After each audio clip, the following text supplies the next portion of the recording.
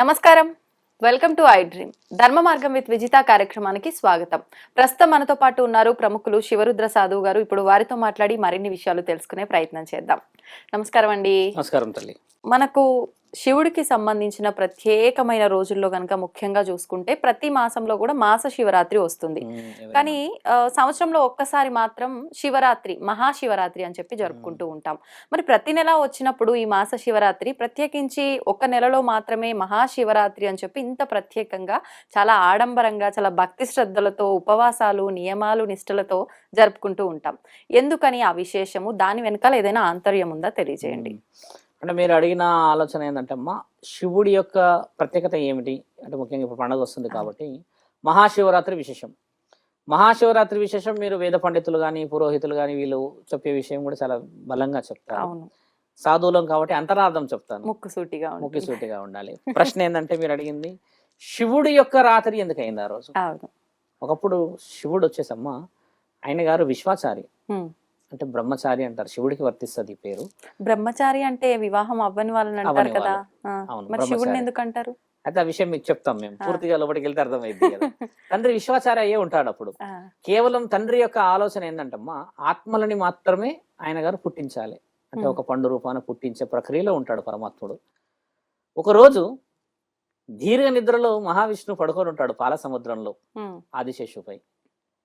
అయితే బ్రహ్మదేవుడు ఆయన గారు వచ్చేసి కమలంలో ఉంటూ ఆయన బ్రహ్మలోకంలో ఉండి ఆయన గారి వివరణలు రాసుకోవడాలు, తలరాతలు ఇవన్నీ ఆయన యొక్క ఐడియాలజీ ప్రకారంగా పోతూ ఉంటాడు. అయితే వీళ్ళిద్దరే ఉంటారు అప్పుడు యాక్చువల్లీ, అంటే విష్ణువు తర్వాత బ్రహ్మదేవుడు మాత్రమే. ఇక వీళ్ళిద్దరి మధ్యలో ఒక ఆలోచన ఏముంటదంటే, 5 తలలు నాకున్నాయి, నేను చాలా గొప్పని, ఎక్కువ ఆలోచించగలను. ఈయన గారు ఏంటంటే 5 తలలున్న ఆదిశేషు మీదే పాల సముద్రంలో పడుకుంటున్నారు నేను అని ఈయన గారికి కొంచెం పొగరు. ఇద్దరి మధ్యలో పొగరు అనేది ఎక్కువ ఉంటదమ్మా.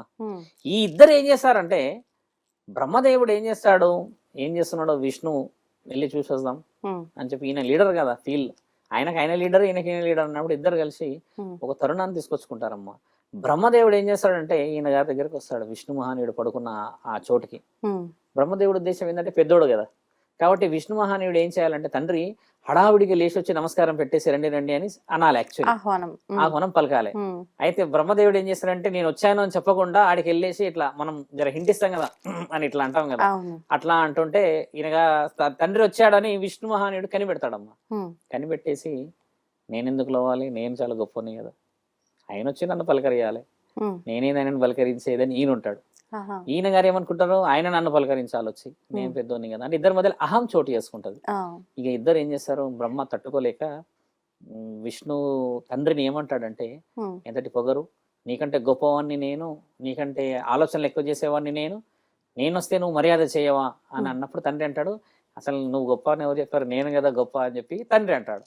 ఈ ఇద్దరి మధ్యలో వాగ్వివాదం మొదలవుతుందమ్మా. ఇదే బ్రహ్మ విష్ణువుల తగాదు అనేది పాటల రూపంలో కూడా విన్నాం.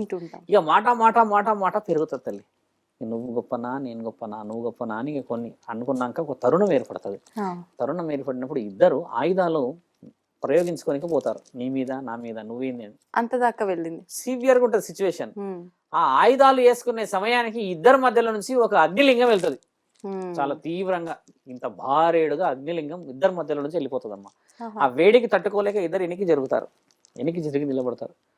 అదేంది, ఎక్కడి నుంచి ఇంత వెలుగు, ఇంత తీవ్ర స్థితిలో వచ్చిన ఆ వెలుగు ఎక్కడిది అని చెప్పేసేసి ఇద్దరు మొహాలు ఇప్పుడు మన ఇద్దరి మధ్యలో పోయి చూసుకుంటారు, ఇదేంది, ఏం జరిగింది, ఏంది, నువ్వు పంపినావు, నేను కాదు నువ్వు కాదు అన్నట్టు ఉంటది కదా. అప్పుడు ఏం చేస్తారంటే ఈయన అంటారు, మన ఇద్దరిలో గొప్ప ఎవరంటే ఇది ఎక్కడి నుంచి కనిపెట్టాలి పద అని చెప్పేసి బ్రహ్మ పైకి వెళ్తాడు, విష్ణు కిందికి వెళ్తాడు, ఆది అంతం కనిపెడదాం అనుకుంటాడు.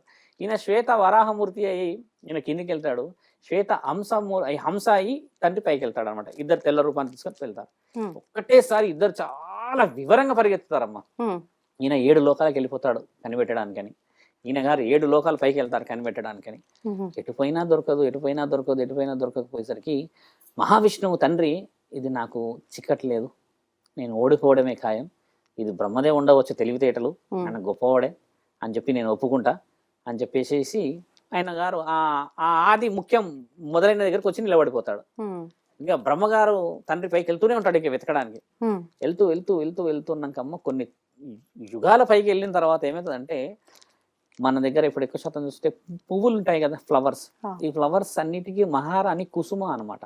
ఓకే. కుసుమ అంటే కుసుమ అనే ఫ్లవర్ ఏంటంటమ్మా మొగలి పువ్వు. కుసుమకి శాస్త్రం పేరు కుసుమ, ఉమ్. మన మానవ శాస్త్రంలో మాట్లాడుకున్న పేరేమో మొగలి పువ్వు. మొగలి పువ్వు. మొగలి పువ్వు పవిత్రత ఎక్కువ. ఉమ్. అయితే ఆ పువ్వు పైనుంచి పడుతుంటదమ్మా, ఉమ్. ఆ పై నుంచి కిందకు వస్తుంటది ఆ పువ్వు ఇలాగా. ఉమ్. వస్తూ ఉంటే ఆ పువ్వుని చూసి బ్రహ్మదేవుడు, కుసుమ ఓ నిమిషం ఆగవలేను, నేను బ్రహ్మని, 5 తలలు వేసుకొని నేను భూమండలానికి ఈ ఉన్న 14 లోకాలకి నేను అధిపతిని. ఉమ్. నీకు తెలుసా ఇది ఎక్కడి నుంచి వస్తుందో ఈ యొక్క అగ్నిలింగం, ఈ పవిత్రత, ఈ యొక్క స్థితిగతులు ఏమిటి అని అన్నప్పుడు మొగలి పువ్వు ఏమంటుందంటే, చూసాం మేము 1000 సంవత్సరాల పైనుంచి వస్తుంది అది, నేను చూడబట్టి కూడా 1000 సంవత్సరాలు అవుతుంది, అంటే కొన్ని యుగాలు అవుతుంది అన్న మాట వదులుతుందమ్మా. ఉమ్. ఇంకా బ్రహ్మకు అర్థమైపోతుంది కదా పైనుంచి వస్తుంది అని చెప్పేసి. ఇక బ్రహ్మ ఇక నేనే గెలిచానన్న ఆలోచనతోని కిందికి దిగుతాడు, ఇక ఊరు దిగుతాడు, కిందికి వచ్చేసి ఆయన దగ్గర నుంచొని ఉమ్. బ్రహ్మ విష్ణువులు ఇద్దరు ఒక దగ్గరకు వస్తారు. ఇప్పుడు ఎవరు గొప్ప అనే తరుణం రాగానే ఉమ్. అప్పుడు బ్రహ్మ అంటాడు, నేను చూశాను పైనుంచి వస్తుంది అది మహావిష్ణువా, ఇప్పుడైనా ఒప్పుకోగలవా అని అంటే తండ్రి పరమాత్ముడు కొంచెం తగ్గినట్టుగా అయి, ఒప్పుకున్నాము బ్రహ్మ, ఉమ్. మీరే గొప్ప వాళ్ళని మేము కనిపెట్టలేకపోయాము అని అంటాడు. ఉమ్. అలా అన్నప్పుడు నేనే గొప్ప అని బ్రహ్మ అనుకుంటున్న తరుణంలో మహాశివుడి యొక్క ఆ అస్త్రం వచ్చేసి బ్రహ్మ ఈ 5వ తల లేపేస్తుంది పైకి. తండ్రికి 4 తలలు ఉంటాయి, ఎప్పటివరకు 5 ఉంటాయి, ఈ పైన తలని లేపేస్తాడు తండ్రి, ఆ ఆయుధంతో తీసేస్తాడు. బ్రహ్మ అని గట్టిగా అరిస్తే ఒక్కసారిగా ఇద్దరు వెనక్కి జరిగిపోయినాడు. అంటే ఎక్కడి నుంచి వస్తుంది ఈ ఉత్కంఠమైన ఆ శబ్దం అని చూసేసరికి నేనే మహాముఖంటిని అని చెప్పానంటే వీళ్ళందరూ ఏదో మాయా అనుకుంటారు కదా, మాయావి, ఎవరు నువ్వు కనబడు, ఈ అగ్నిలింగం పెట్టింది కాక నువ్వు నేనే ముక్కంటిని అంటున్నావు, నేనే అదంటున్నావు, ఇదని కనబడు నువ్వు అది ఇది అని అంటే తండ్రి రావుడే ఆ అగ్నిలింగం దగ్గర ఇంత భారీగా నిలబడితే నేనే స్కలుడను అని అంటాడు. స్కలుడను అని అంటే శాస్త్రంలో ఏంటంటే ఎటు చూసినా నేనే అనమాట, పైకి చూసినా నేనే, కిందికి చూసినా నేనే, ఇటు చూసినా నేనే, ఇటు చూసినా నేనే, స్కలుడను నేను అని అంటే మీరు స్కలుడనని రుజువు ఏమిటి అని అడిగితే నీకు ఏమి చేస్తే రుజువు అవుతుందో చెప్పండి మీరు అని అంటే ఈ అగ్నిలింగాన్ని మీరు చెప్పినట్టుగా మీరు ఇచ్చిన ఈ పవిత్రతని పట్టుకుని చూపించండి అని అంటే మహాముక్కంటి దాన్ని ఇట్లా పట్టుకుంటాడు ఆ అగ్నిలింగాన్ని పట్టుకోవడానికే వీళ్ళు దూరం జరిగిపోతారు ఆ వేడికి. అలాంటిది మహాముక్కంటి అగ్నిలింగాన్ని పట్టుకుంటాడు. పట్టుకొని అమ్మ ఆ అగ్నిలింగాన్ని ఇలా పట్టి తండ్రి దాని ఒక స్థితి చూపిస్తాడు. చూపించినప్పుడు రుజువు అవుతుంది, అంటే నేను ఇంత శక్తిని మీరు పట్టుకోలేకపోయారు, అలాంటిది ఈ శక్తిని నేను పట్టుకోగలిగిన అంటే నేను మీ పైన శక్తి, నేను ఒకటే అర్థం. రెండోది ఆత్మలను కొలువు చేసుకోవడానికి నేను ఈ అగ్నిలింగాన్ని వాడతా, ఆ అగ్నిలింగంలో పూర్వస్థితి నుంచి మరో జన్మకి కావాల్సిన స్థితిగతులని నేను సిద్ధం చేసి పెడతా, అదే ఆత్మలింగం. ఫస్ట్ అగ్నిలింగంలో ఫిల్టర్ అయ్యి అది ఆత్మలింగంలోకి వస్తుంది, నేను ఆత్మదాతని, నేనే పరమాత్మని అని తండ్రి చెప్పినప్పుడు వాళ్ళిద్దరు ఎంతటి ఆనందపడతారంటమ్మా. ఆహా, ఒక జగదేక వీరుడా ఈ విధమైన వివరణ ఇచ్చాడు, ఒకసారి కనబడితే ఎలా ఉంటుందో చూస్తాం మేము అని చెప్పేసి మహాప్రభు ప్రత్యక్షం కావాల్సిందిగా ఆలోచన చేసినప్పుడు తండ్రి ఈ చేతిని ఆ అగ్నిలింగాన్ని కొడతాడమ్మా. ఇట్లా ఇద్దరి మధ్యలో ఉన్న అగ్నిలింగాన్ని ఇలా కొట్టినప్పుడు ఆ అగ్నిలింగం భూమండలంలో పడింది. సౌరాష్ట్ర, గుజరాత్ లో ఉంది సోమనాథేశ్వర ఆలయం, ఇప్పటికీ గాలిలోనే ఉంది ఆ లింగం. గమనించి చూడండి, వెళ్ళి పాట కూడా ఉంది కదా, ఎంత బాగుంటది ఆ పాట. ఆ తండ్రి మొదట వేసిన ఫస్ట్ లింగం అది. ఆ లింగాన్ని చూసినప్పుడు వీళ్ళిద్దరు ఎంత ఆనందపడతారంటే, ఏమయ్యా శివయ్య, దగదగ దగదగ ఎంతటి మెరుపు నీది, ఇంత శక్తియుక్తులని పెట్టుకున్న నీవు ఆత్మలింగాలని మరియు దాని అగ్నిలింగంలో అంటే 9 నెలలు కంటాం కదా, అలా నీవు ఫిల్టరైజేషన్ అంటే దాని ఒక స్థితిగతిని ఇచ్చి పూర్వస్థితిని తీసుకొచ్చి మానవ శరీరాలే కానీ ఆత్మలన్నీ ఒక శరీరంలోకి వేసే ప్రక్రియకి ముక్కంటివి నీవు మూలదాతవా అని చెప్పేసి వాళ్ళిద్దరూ ప్రకటన చేసిన రోజు శివరాత్రి. ఆ రోజు ఆయన రుజువు చేసుకున్న రోజు, జరిగిన రోజు. ఆ రోజు తండ్రి వచ్చాడు, తండ్రి రుజువు చేసుకున్న రోజు పుట్టినరోజు అంటారు. ఈ పుట్టినరోజు ఎలా వచ్చిందంటే మరి ఆ దేవాది దేవతలు పండగ చేసుకోవాలి కదా, ఇంతమంత శక్తి మనకంటూ ఒక ఆలోచన, మనకంటూ జ్ఞానోదయం చేసిండు ఇద్దరికి. బ్రహ్మ అబద్ధం ఆడినందుకు తల లేపేసేసిండు. కుసుమ కిందికి దిగింది, అప్పటికి మహారాణికి బయలుదేరింది. అక్కడ కిందికి రాగానే ఆపాడు తండ్రి, ఆపి ఇక పైన పూజలకు పనికిరాని ఒక పువ్వు నీవు, ఎందులో కూడా నిన్ను వాడరు, ఏ శాస్త్రంలో నిన్ను ఉపయోగించరు, అడవిల పాలైపోతుంది నీ సుగంధం, అడవిల పాలైపోతుంది నీ యొక్క అందం అని చెప్పేసి తండ్రి పెట్టిన శాపం అది. దాని విముక్తులు వేరు, దాని యొక్క అర్థం పర్థాలతో పెట్టారు. ఆ తర్వాత వీళ్ళిద్దరు చేసిన పండగ శివుడు మెచ్చుతాడు. బ్రహ్మ విష్ణువులు చేసిన పండగ మెచ్చి ఆ తండ్రి ఏం చేస్తాడంటమ్మా, ఈ రోజు ఇక పైన చరిత్రలో చిరస్మరణీయంగా ఉంటుంది, అదే అరుణాచలేశ్వరాలయం అంటాడు. ఇది జరిగిందంతా అరుణాచలేశ్వరాలయంలో. ఆ తండ్రి ముగ్గురి గొడవలు ఈ విషయ వివరణ అంతా జరిగిన ప్రాంతం భూమండలానికి వస్తే ఉమ్, అరుణాచలేశ్వరంలో జరిగింది. ఇంత ఉమ్, వివరణ ఉన్న చరిత్ర అరుణాచలేశ్వరం అంటే అరుణాచలేశ్వరం. దాని ప్రత్యేకత వేరు. మళ్ళీ అలా ఉన్న ఆ తరుణంలో శివుడు రుజువు ఒకటి చేశాడు. ఉమ్, నేను మొదట బ్రహ్మచారి అని వాడు వదిలేశాను. అప్పటికి బ్రహ్మచారి తండ్రి. ఆహా, తండ్రి ఏం చేస్తాడంటే అమ్మా వరాలు ఇస్తాడు ఉమ్, కొందరు రాక్షసులకి. ఆ ఏమని? రాక్షసులకి ఏముంటదంటమ్మా ఒక నక్షత్రం ఏదైతే ఇప్పుడు ఉదాహరణకి ఒక కారణ జన్ముడు లోకాన్ని ఏలేవాడు, ఉమ్, స్వార్థం లేనివాడు. స్వార్థం అనేది ఎవ్వరికి ఈ రోజుల్లో లేకుండా ఉండరు, ఖచ్చితంగా స్వార్థం ఉంటది. ఆశ మరియు ఎలాంటి జీవితం మీద కూడా ఎవరు ఏది చేసినా స్వీకరించే మనసత్వం, కళ్ళు కూడా ఎప్పటికీ తెరవడు, అలా అని కూర్చుంటాడు కదా. ఉమ్, అలా ఉన్న ఒక శరీరం ద్వారా మాకు చావు కావాలని కోరుకుంటారు. ఉమ్, అయితే ముడి ఏడుంటదంటమ్మా ఆ చావుల. అలాంటి వాడు పెళ్ళైన తర్వాతే మమ్మల్ని చంపాలని కోరుకుంటారు. అంటే ఓ. అన్ని గుణగణాలు ఉన్నవాడు మరి పెళ్ళి అయితే చంపాలి అని అంటే ఉమ్, ఈయన బ్రహ్మచారికి మరి పెళ్లి ఎలా కావాలి? పెళ్లి చేసుకుంటేనేమో అపవిత్రం అవుతాడు. ఉమ్, కానీ వాళ్ళు ఏం చేశారంటమ్మా లోకం మీద ఎగబడి వాళ్ళని వీళ్ళని ఇంత ఇబ్బందులు పెడుతున్న తరుణం అంతా చూసి మహానీయుడు ఏం చేస్తాడంటమ్మా ఒక రోజు నిర్ణయం తీసుకొని తల్లి పార్వతీమాతని ఆయన గారు పెళ్లి చేసుకున్న తరుణం, ఆ తరుణం చేసుకున్న రోజు రాత్రి వీళ్ళిద్దరిని చంపుతాడు, ఆ రాక్షసుల్ని. ఆ ఉమ్, రాక్షసుల్ని చంపినప్పుడమ్మా దేవాది దేవతలు ప్రకటిస్తారు ఉమ్, రాక్షస సంహరణ జరిగిన ఈ రోజు, రాక్షసుల నుంచి విముక్తి వచ్చిన ఈ రోజు ఖచ్చితంగా మా అందరికీ మహాశివుడు ఇచ్చిన రాత్రే, అదే శివరాత్రే. ఈ రోజు మేము చాలా చాలా చాలా చాలా అద్భుతంగా జీవితాన్ని చూడగలుగుతామని చెప్పిన రోజు కూడా ఉమ్, శివరాత్రి. ఇది దేవతల సనం, ఇది దేవాది దేవతల మహావిష్ణువులు కదా. ఉమ్, మానవ శరీరానికి మానవులకు. వస్తాం. మానవ శరీరంలో ఏం జరిగింది అసలు? మనకు ఎందుకు ఒక్క పొద్దులు? అవును, మనం ఎందుకు ఈ తీవ్రంగా పండ్లే తినాలి ఆ రోజు అంతా? ఈ వివరణ ఎలా కటిక వచ్చింది? ఉపవాసం. కట్టిక ఉపవాసం దేనికనంటే తండ్రి ఏం చేశాడంటే ఉమ్, ఈ ఘనమైన పండుగలు ఘనమైన పూజలు చేసుకోవాలని దేవాది దేవతల ద్వారా తెలుస్తుంది, అందరం పాటిస్తాం మనం కదా. అవును, పాటిస్తున్న దాంట్లో మా తండ్రి భక్తిని చూడలేకపోయాడు, ఉమ్, హర్వాటాన్ని చూశాడు అంతే. ఈ వాయించుడు ఎగురుడు తినుడు ఇప్పుడు ఎలా ఉంటుందో అవును, అలాంటి తర్వాత ఇవన్నీ చేసి పంట పొలాలు అవసరం లేదు కదా, అవును, దానంతలు అదే వచ్చేసేయచ్చు కదా మన దగ్గరికి. ఇవన్నీ అవును. ఎందుకు వచ్చాయంటమ్మా ఉమ్, నీవు ఎంతటి కష్టాన్ని పడి నా దగ్గరికి తీసుకొస్తావో ఆ ఫలితమే మీరు అన్నది కష్టే ఫలి అని అన్నదో లేకపోతే మనసుతో చేసిన ఫలితం అనేది ఎందుకు వచ్చింది శాస్త్రంలో అంటమ్మా ఉమ్, నిజమైన ఆకలిని చూడమన్నాడు ఆయన కూడా, నిజమైన అవసరాన్ని చూడమన్నాడు ఆయన కూడా. ఆయన భక్తి చేయకూడదని ఎక్కడా చెప్పలేడు, భక్తి చేస్తే తప్పు అని ఎక్కడా చెప్పలేడు. ఏం చెప్పాడనంటే నిజమైన భక్తి ఒకరిని ఒకరు ఆదుకుంటూ పోవడమే కదా. ఉమ్, అదే కదా పరమాత్ముడు. 5 సత్యాల్లో నగ్న సత్యాల్లో రాసి ఉన్నాయి కదమ్మా అవును, కలియుగంలో ఏముంటుందని. ఇప్పుడు వర్షను మీరు అన్నది ఒకప్పుడు శాస్త్రం గురించి కదా, అవును, అప్పుడు మీరు అన్నది నిజంగా పని చేయకపోతే స్వామి మీరు తప్పు పడుతున్నారు, అన్నం పెడితే ఇక్కడ దేవుడికి తక్కువ చేస్తాం కదా.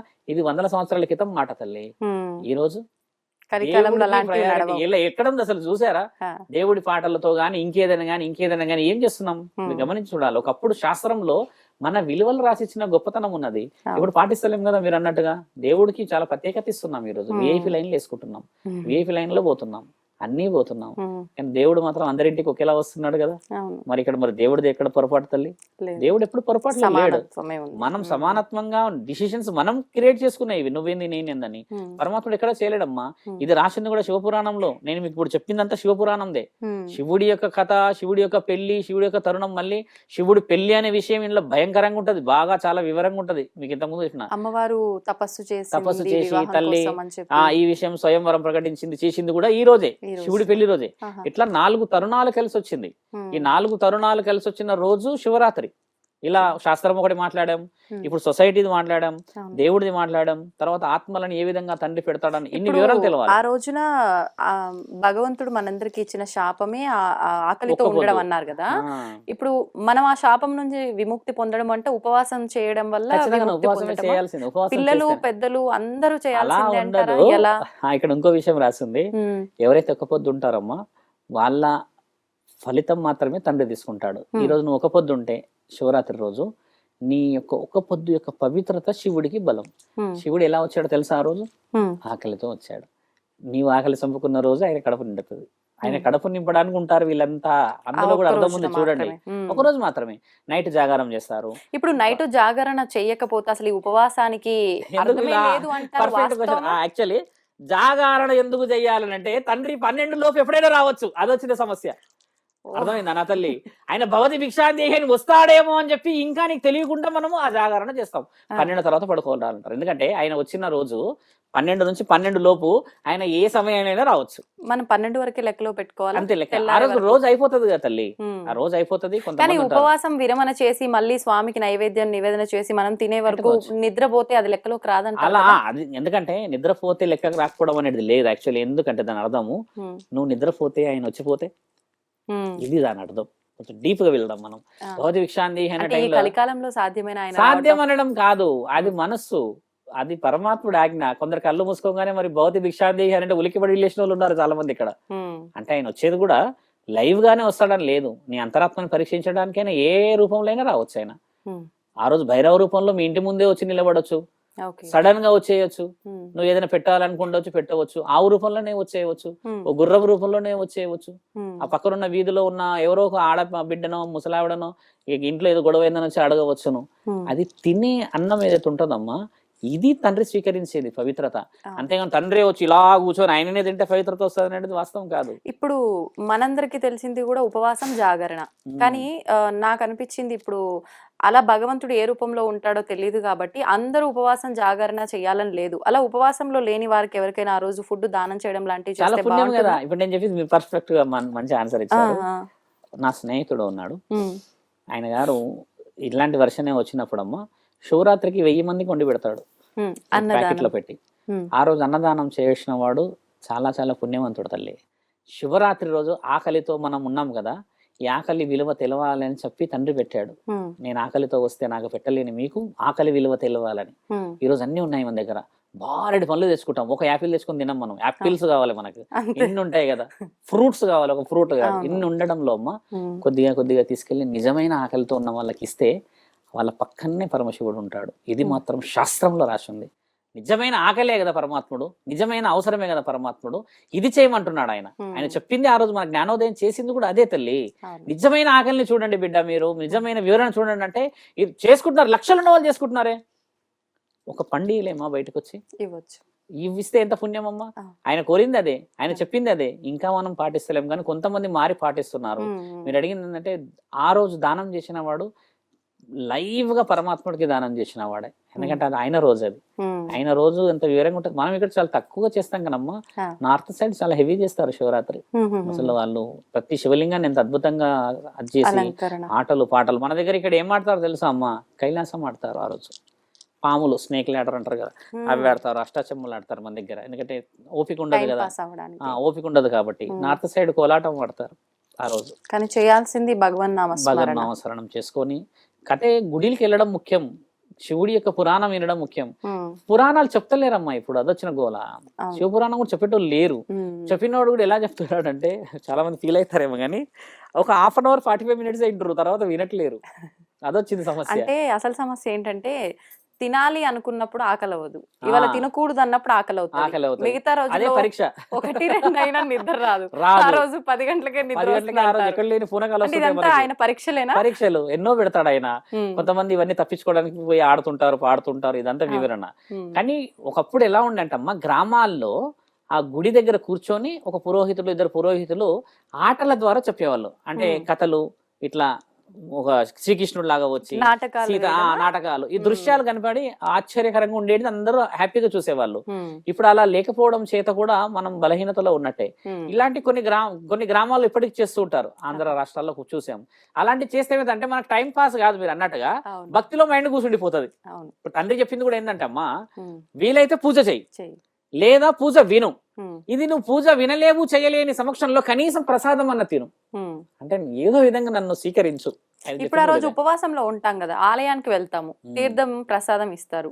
ఉపవాసంలో ఉన్నా కాబట్టి నేను తీసుకోను అని అంటాం. కానీ అలా ప్రసాదాన్ని నిర్లక్ష్యం చేయడం. ఆలయానికి వెళ్ళే వాళ్ళందరూ ఉపవాసం ఏమంటారు, విడవడానికి వెళ్తారు ఎక్కువ శాతం. సాయంకాలం అయితే విడవడానికి వెళ్తారు, పొద్దున అభిషేకం చేయించుకోవడానికి అలా వెళ్ళి స్వీకరించారు. యాక్చువల్లీ అలానే స్వీకరించారు. ఉపవాసం అనేది విరమణ ఎప్పుడైతుంది అంటే అమ్మా, ఉమ్ము నీ నోట్లో ఉన్న ఈ ఉమ్ము ఏదైతే ఉంటుందో అది మింగినా అవుతుంది. అది మింగకుండా ఉండగలవా? ఊపిరి పీల్చకుండా ఉండగలవా? నీ రక్త ప్రసరణ జరగకుండా ఉండగలవా? కంటి ఈ చూపులో ఐబ్రోలో ఐస్, ఇప్పుడు మీ కంట్లో నీళ్ళు కనబడుతున్నాయి కొద్దిగా అక్కడక్కడ, అంటే ఇదంతా రిఫ్లెక్షన్. ఇవన్నీ కదలకుండా ఈ లోపల ఈ శరీరము ప్రొడక్టివ్ సిస్టమ్ ఆగిపోతుంది కదా.